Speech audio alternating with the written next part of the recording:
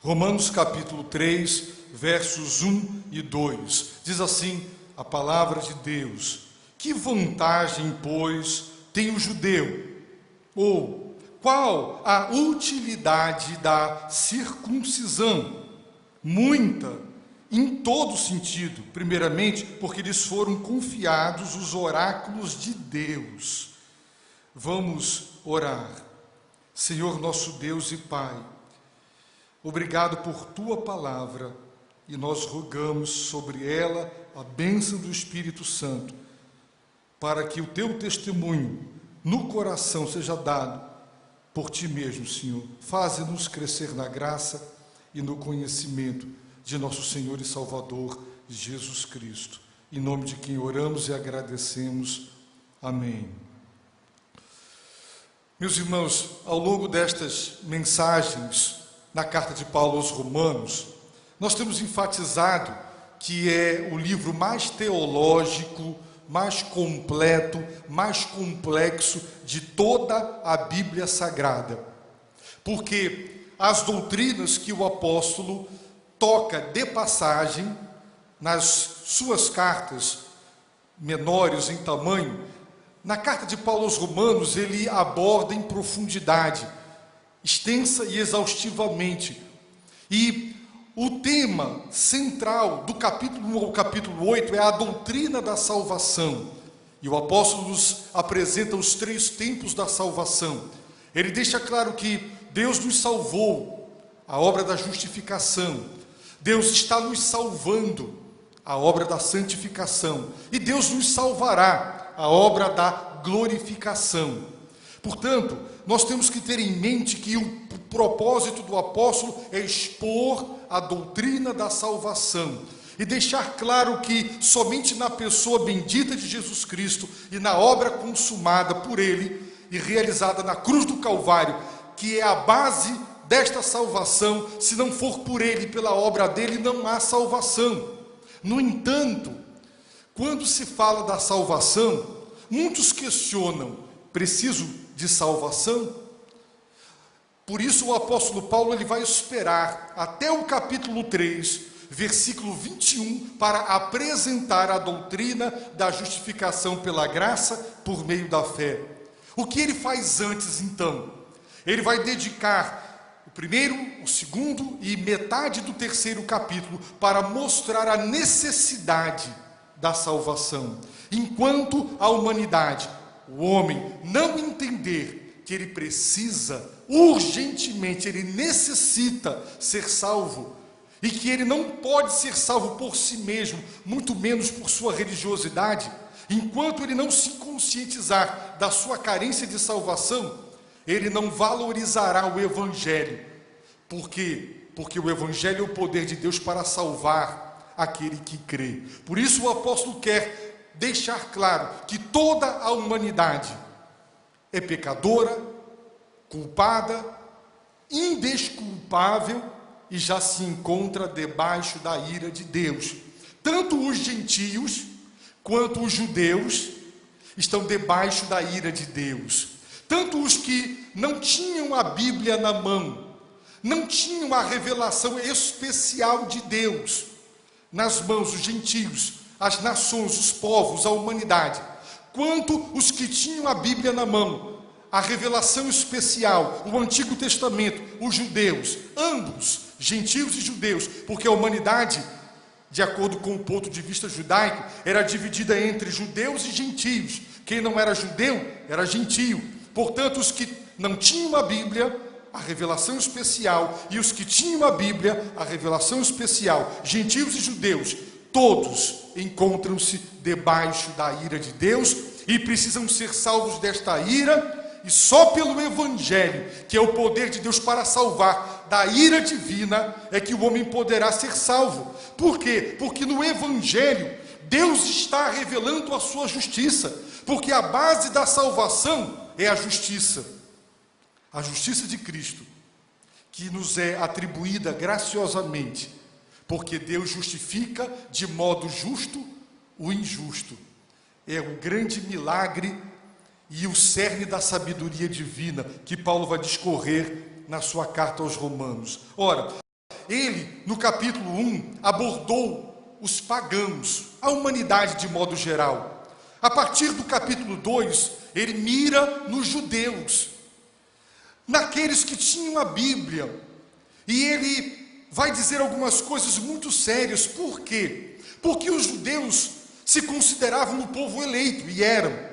O povo que Deus libertara, verdade. O povo com o qual Deus fez um pacto, verdade também. O povo a quem Deus dera a sua lei, a revelação especial, é verdade. Também a circuncisão. A circuncisão era um sinal externo que Deus deu a Israel. Com que propósito? Selar a sua aliança. Portanto, a circuncisão era sinal e selo da aliança de Deus com Israel. O pressuposto da aliança era a obediência. Portanto, o que mantém de pé o pacto divino é a obediência humana. E a circuncisão era sinal e era selo da aliança, cujo pressuposto é obediência. Portanto, circuncisão é sinal e selo de obediência.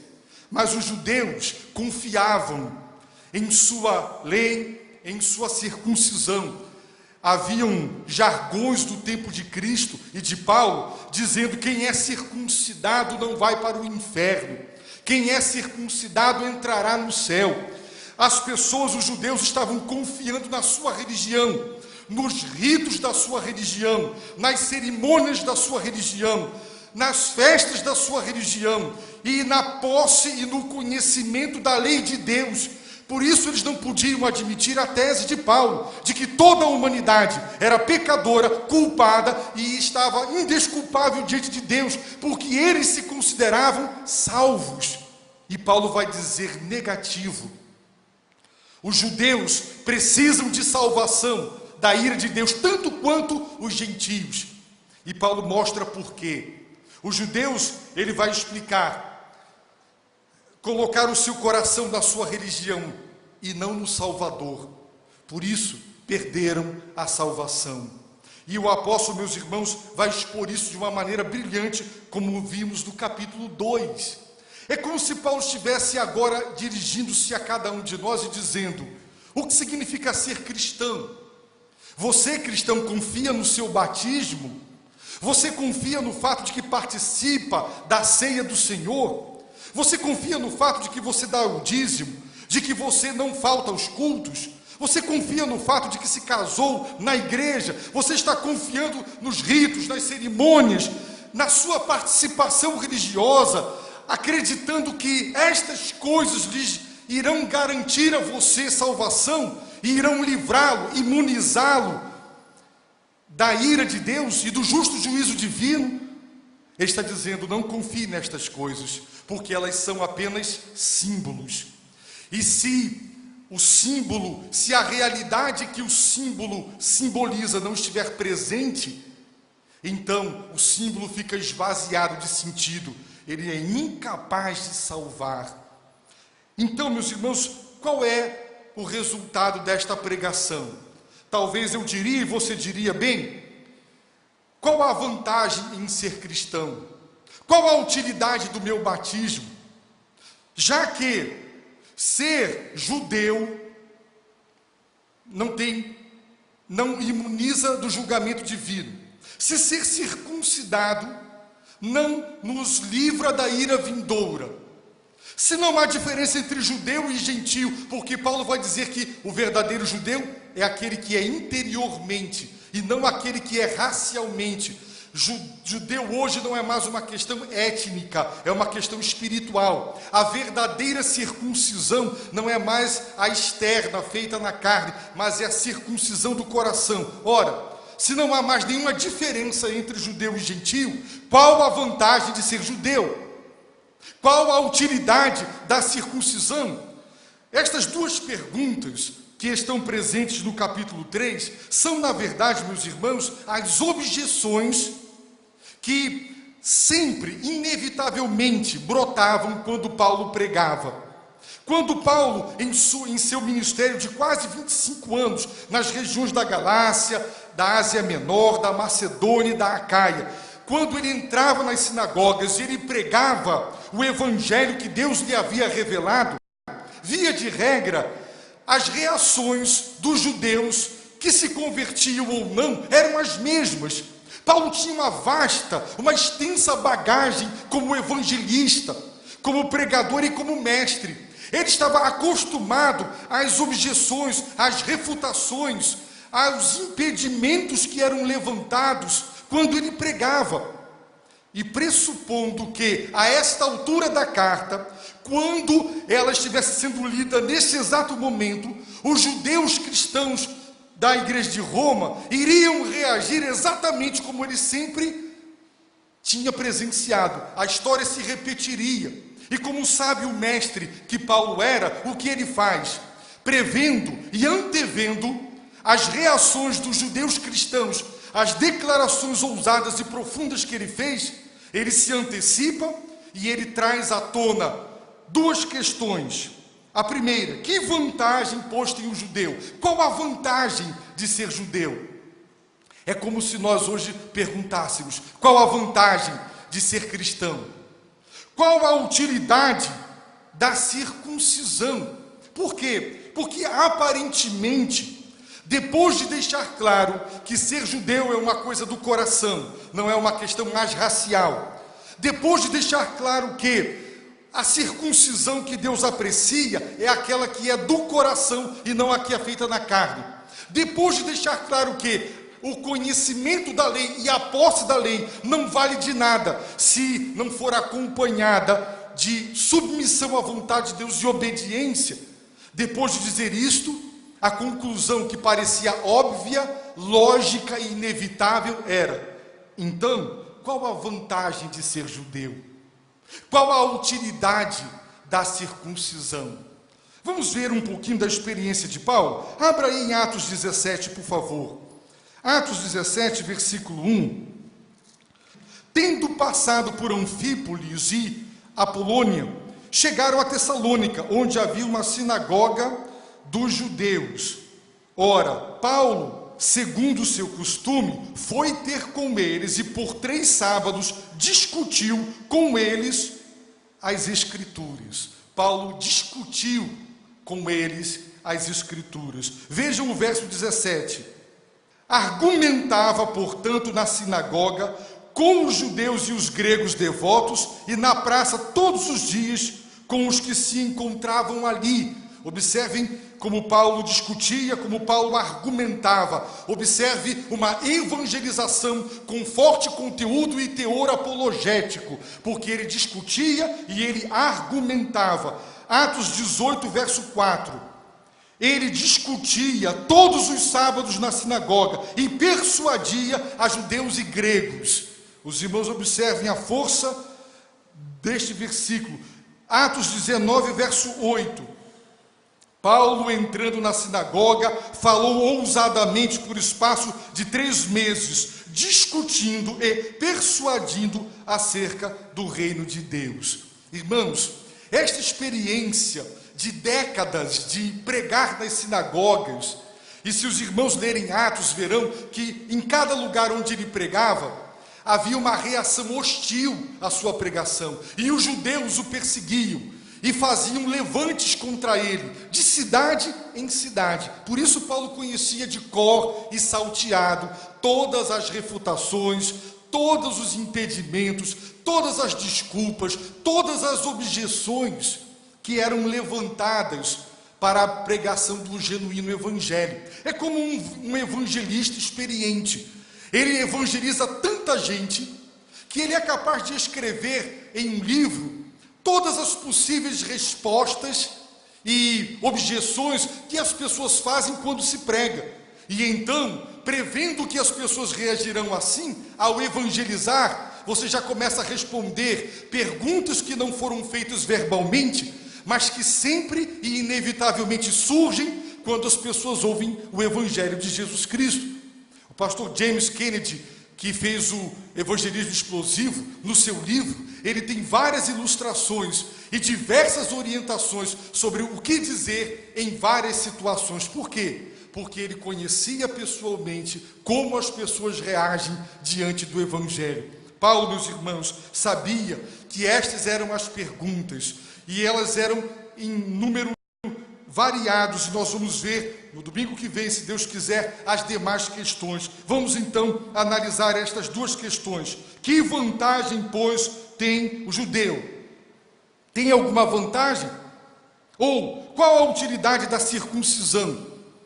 Aparentemente, diante de tudo que Paulo disse, a resposta parece um categórico não. Não há nenhuma vantagem, não há nenhuma utilidade. No entanto, olha como ele responde: há muita vantagem, em todo sentido, em todos os aspectos.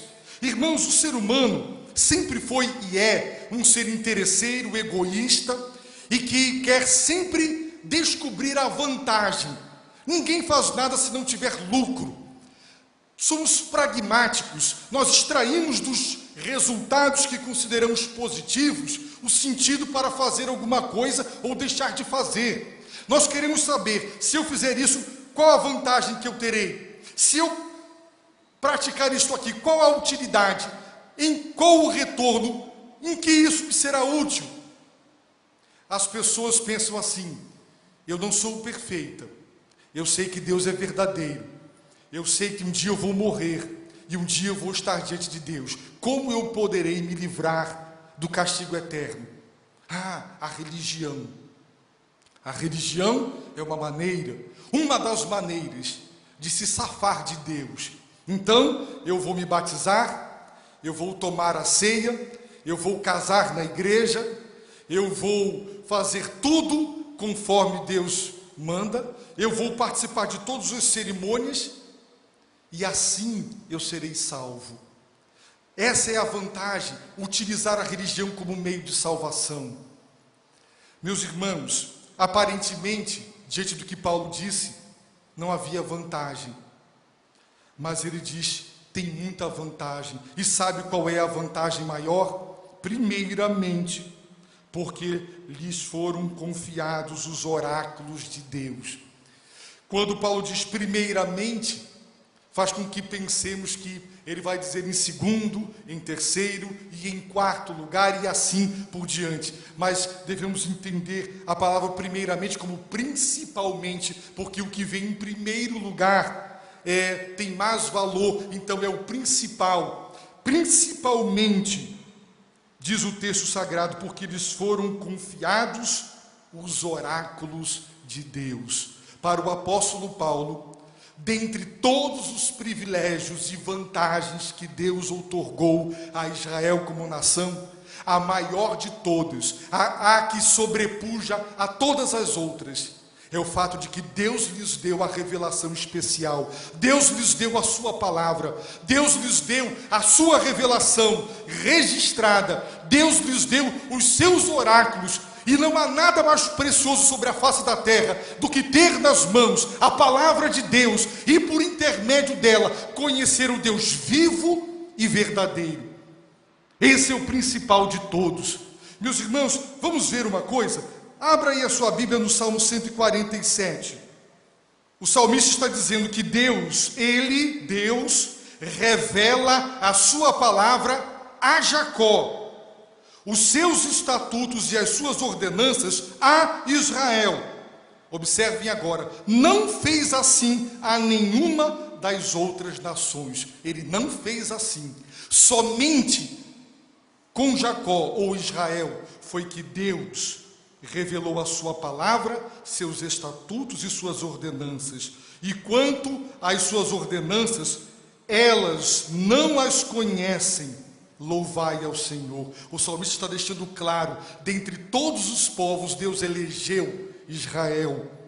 E somente a Israel, a revelação especial, a Bíblia, o Antigo Testamento, foi dado. E esse é o maior de todos os privilégios. Os irmãos, observem Amós capítulo 3.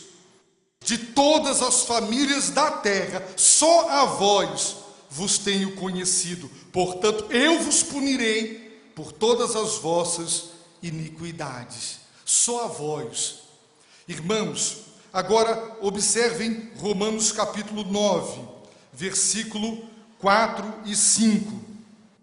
Os quais são israelitas, de quem é a adoção, e a glória, e os pactos, e a promulgação da lei, e o culto, e as promessas, de quem são os patriarcas, e de quem descende o Cristo segundo a carne, o qual é sobre todas as coisas, Deus bendito eternamente. Amém. Aqui em Romanos 9, 4 e 5, Paulo elencou várias bênçãos, várias vantagens, vários privilégios que Deus dera a Israel.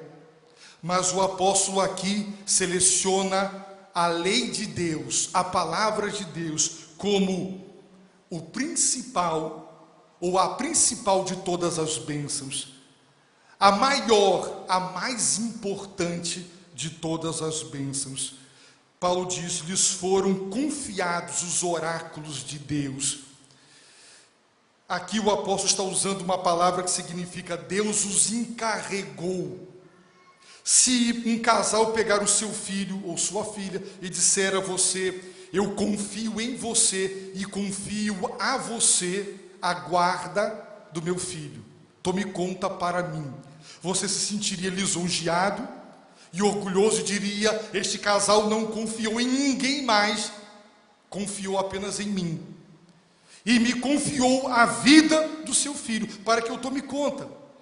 Ao mesmo tempo em que isso é um grande privilégio, é também uma grande responsabilidade, porque se qualquer coisa acontecer com aquela criança, aquela jovem será responsabilizada. A Bíblia está dizendo, meus irmãos, que Deus confiou, Deus outorgou, Deus delegou a Israel uma missão, uma nobre e elevada missão: tomar conta, guardar os seus oráculos. A palavra oráculo significa declarações de Deus de natureza inspirada. Portanto, para o apóstolo Paulo, o Antigo Testamento em sua totalidade são as palavras inspiradas de Deus.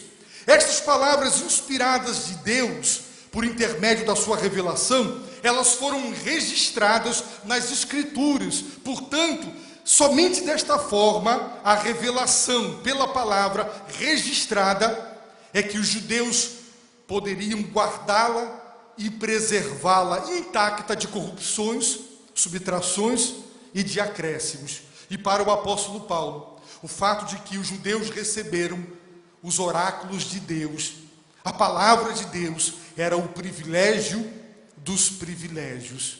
Isso nos faz pensar que o apóstolo Paulo tem um elevado conceito do Antigo Testamento.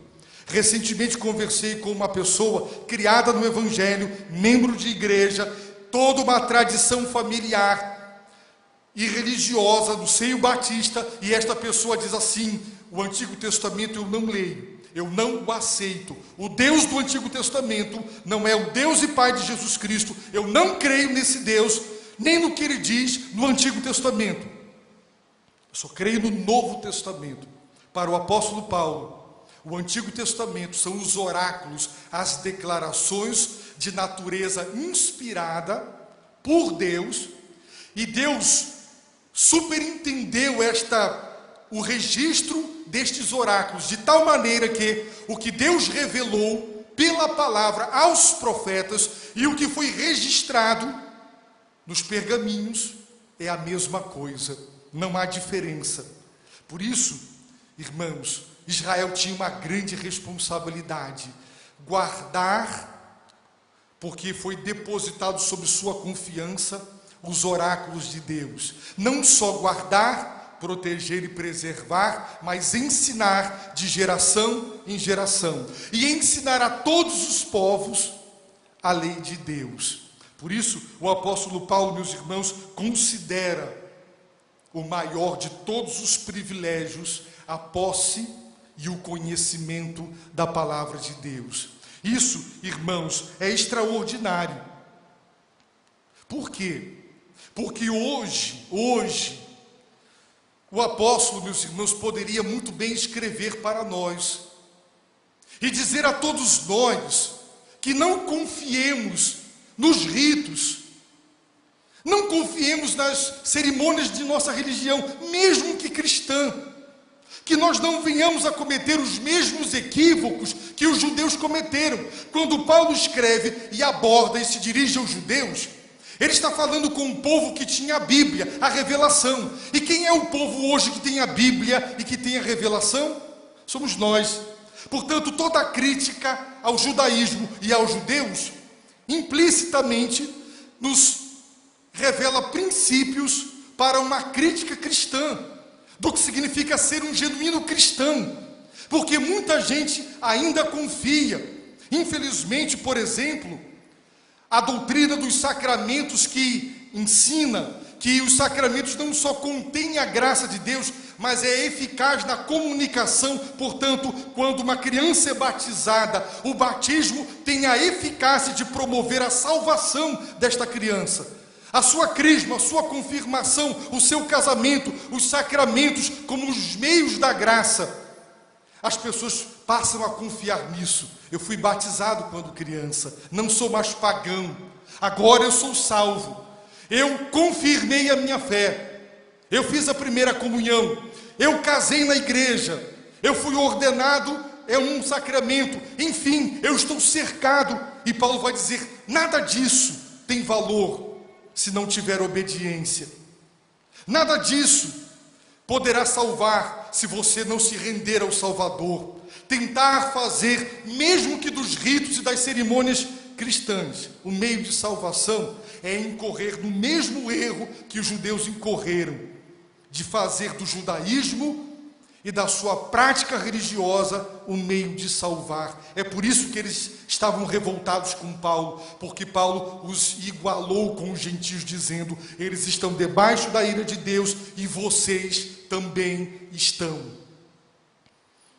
Quando João Batista começou a pregar aquela mensagem dizendo arrependei-vos, e ele pregou um batismo na base do arrependimento, observem que o fundamento do batismo pregado por João Batista era o arrependimento. Portanto, o batismo era símbolo do arrependimento. E se o símbolo não estivesse acompanhado da realidade por ele simbolizada, o arrependimento, aquele batismo não serviria de nada, era apenas um banho. E quando ele viu as multidões, os fariseus, os escribas, dirigindo-se a ele para serem batizados, ele disse, quem vos ensinou a fugir da ira vindoura? É a mesma coisa.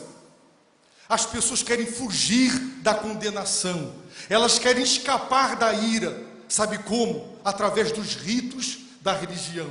Se eu me batizar, eu estarei imunizado, protegido da ira de Deus. Mas, meus irmãos, o batismo é símbolo. E se a realidade que ele simboliza não estiver presente, ele não vale nada. Se você, quando se batizou, não se batizou em arrependimento, você só tomou um banho. Você toma a ceia do Senhor, você come e bebe do corpo do Senhor. Se este cerimonial que dramatiza o Calvário, se você ainda não comeu do Senhor o pão da vida e não bebeu do seu sangue, se você não foi lavado e remido por este sangue, se você não foi unido pelo Espírito Santo com Cristo na cruz, para morrer para o pecado, ressuscitar para uma nova vida, o seu batismo está esvaziado, não significa nada. Se esta aliança simboliza amor, união e companheirismo, e eu não amo, não sou unido e não sou companheiro, ela não simboliza mais nada, ela perdeu o valor simbólico, ela é uma mera joia no meu dedo. O seu valor simbólico ficou esvaziado de conteúdo. Irmãos, o que a Bíblia está dizendo é, o rito é importante, foi Deus quem fez uma aliança com Israel, foi Deus quem instituiu o sistema sacrificial, foi Deus quem deu a circuncisão, foi Deus quem nos mandou praticar o batismo e a ceia. Nós não desprezamos os ritos e as cerimônias instituídas por Deus, mas a lição é, não façamos delas meios de salvação. O batismo cristão simboliza o batismo no Espírito Santo. Se você não foi batizado, imerso, mergulhado no Espírito de Deus, então o seu batismo em água, que também simboliza o batismo no Espírito Santo, ele não tem nenhum valor. Então, vamos lembrar dos símbolos e do seu significado. E é isso que Paulo está dizendo: não confiem. João Batista disse: raça de víboras, vocês querem escapar das mãos de Deus, se submetendo aos ritos, participando das cerimônias, celebrando as festas? Estas coisas não podem salvar. Arrependam-se. E ele exigiu: apresentem as evidências do arrependimento. Onde estão os frutos que são dignos do arrependimento, que provam que houve de fato um sincero e genuíno arrependimento no seu coração? Onde está o fruto do arrependimento, as evidências externas de caráter e de comportamento do arrependimento, que é a base para o batismo? É por isso que as pessoas hoje dizem: bem, se não adianta eu ser batizado quando criança, se não adianta eu me confirmar, se não adianta isso, se nada disso adianta, as pessoas perguntam: qual a vantagem então? Qual a utilidade então do batismo? E Paulo vai dizer muita. O batismo, a ceia, as ordenanças de Deus, elas são maravilhosas, mas elas não salvam ninguém.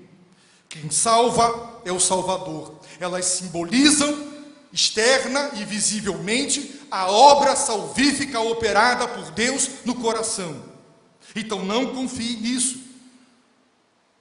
E de todos os privilégios que os judeus tiveram, e nós hoje temos, o maior deles nos foram confiados os oráculos de Deus. Parem para pensar quantas nações, mas só Israel recebeu a revelação especial, o Antigo Testamento, nenhuma outra nação. Agora, onde está a palavra de Deus? Em nossas mãos, os oráculos de Deus, as declarações inspiradas de Deus que encontram-se registradas nas Escrituras Sagradas. Onde elas estão? Estão nas nossas mãos. Que privilégio um filho de crente crescer ouvindo músicas que cantam a palavra de Deus, ouvir histórias dos seus pais quando vão dormir e quando vêm para o culto, histórias que nos ensinam os oráculos de Deus, que frequentam a escola dominical e aprendem a revelação divina para conhecê-lo, porque Deus se revelou para ser conhecido, a fim de ser adorado. Mas Paulo já deixou claro no capítulo 1 que os gentios não o glorificaram e não lhe deram graças, e trocaram a verdade de Deus pela mentira, e Deus, o Deus vivo, pela idolatria. E o resultado, a imoralidade das nações que não tiveram a revelação especial. Mas elas são inocentes? Não, porque Deus lhes deu a revelação geral e natural por intermédio da natureza. Deus os fez a sua imagem e semelhança. Eles são seres moralmente feitos por Deus, sabem o certo, sabem o errado, e ainda têm a consciência para acusar ou para defender. Deus escreveu sua lei 2 vezes no coração do homem, na natureza constitucional de cada ser humano, e também escreveu em tábuas de pedra. Portanto, todos conhecem a lei de Deus, uns pela revelação especial, outros pela geral, mas todos serão julgados de acordo com o conhecimento que receberam de Deus, ou através da natureza, ou através dos oráculos. Por isso, meus irmãos, o Senhor Jesus disse algumas coisas para nós muito importantes. Dentre elas, o Senhor declarou o seguinte: o servo que soube a vontade do seu Senhor e não se aprontou, nem fez conforme a sua vontade, será castigado com muitos açoites. Mas o que não a soube e fez coisas que mereciam castigo, com poucos açoites será castigado.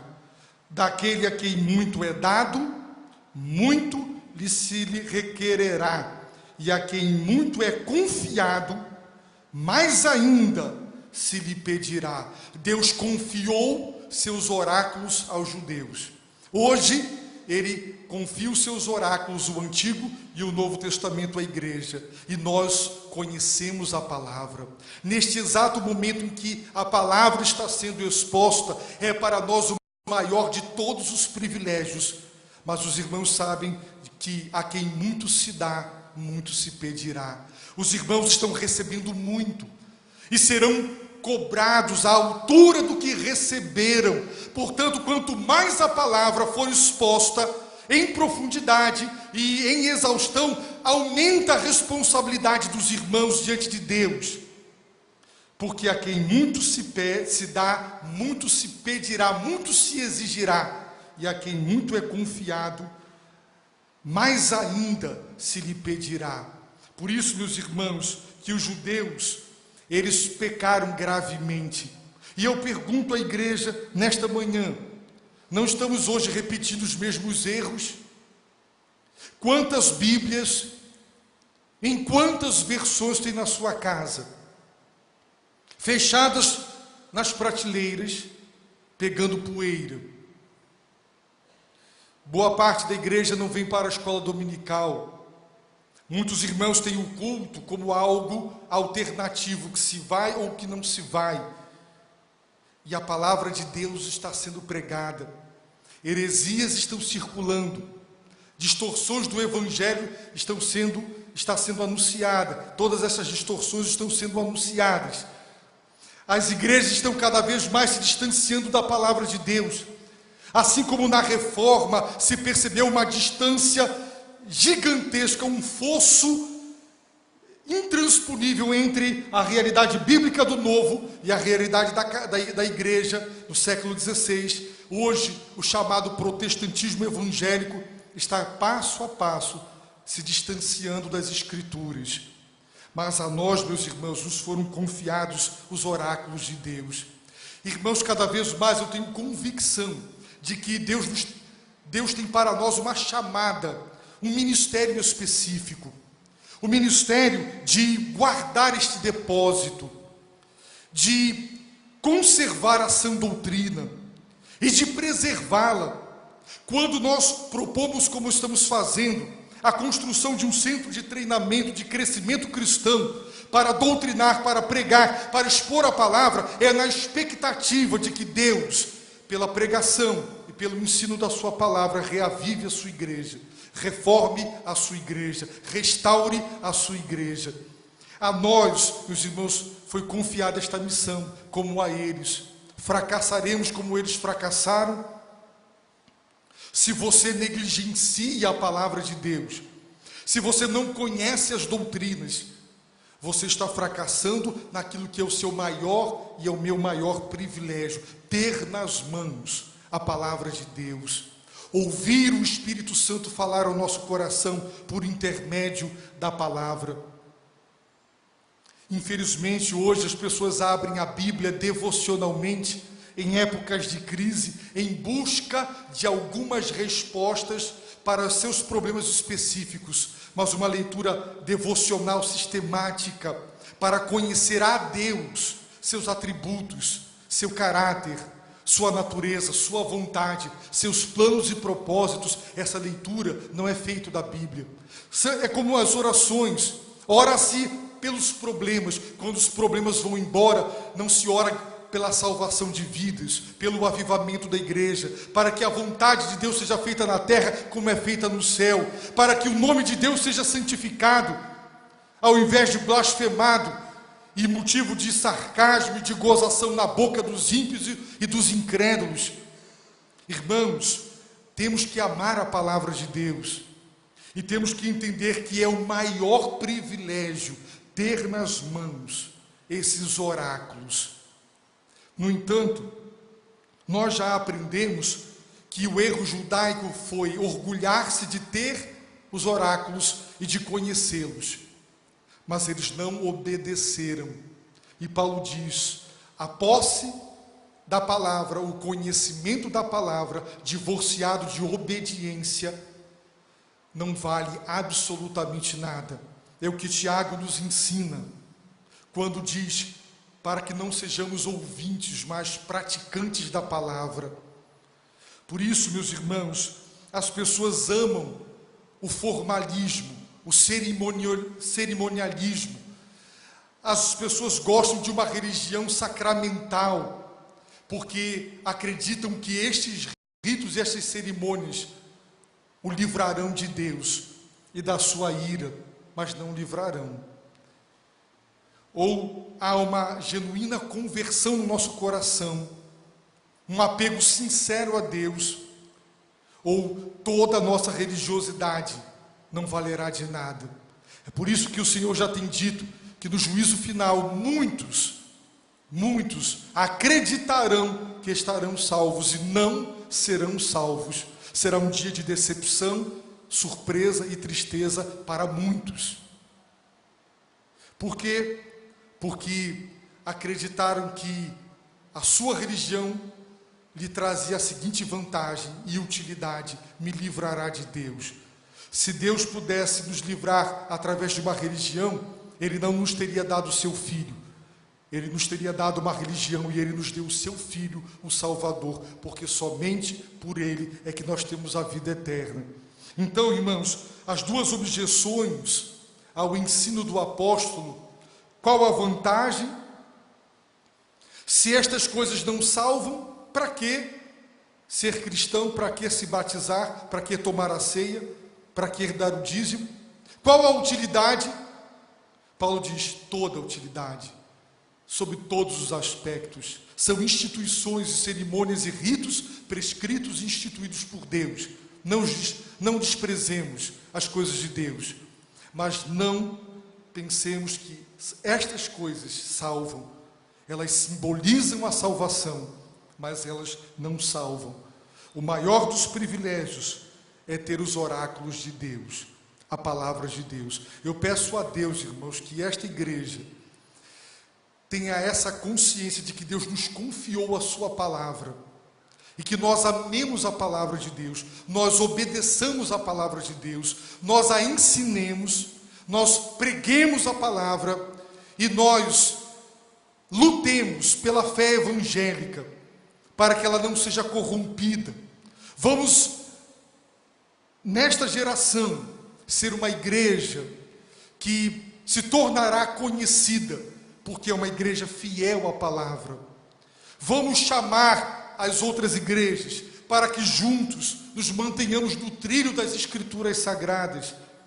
Vamos aceitar este desafio de Deus nos usar, que privilégio, para promover ministérios cujo foco central é a palavra, porque esse é o nosso maior privilégio e nós prestaremos contas a Deus. Termino dizendo: se você tem uma Bíblia em casa que fica fechada, se você não conhece a palavra, lembre-se: quem despreza os oráculos de Deus, o que Deus disse, despreza a Deus. Quando você não dá bola para o que uma pessoa diz, é porque você não dá bola para a pessoa. Quando você rejeita quem fala, o que ela diz não tem valor para você. Entra por um lado, sai pelo outro. Mas quando você reconhece a autoridade de quem fala, e você teme e treme diante de quem fala, então o que esta pessoa diz tem valor máximo para você, porque tem o peso da autoridade de quem a pronunciou. E os oráculos de Deus, irmãos, devem ser amados, porque quem despreza a palavra, despreza o Deus que a pronunciou. Quem despreza a revelação divina, as doutrinas cristãs, despreza o Deus que as revelou. E é pelo Evangelho, os oráculos de Deus, que Deus salva. Vamos pregar o Evangelho, vamos ensinar o Evangelho, vamos proteger o Evangelho, vamos cumprir a nossa missão. Deus nos confiou isso.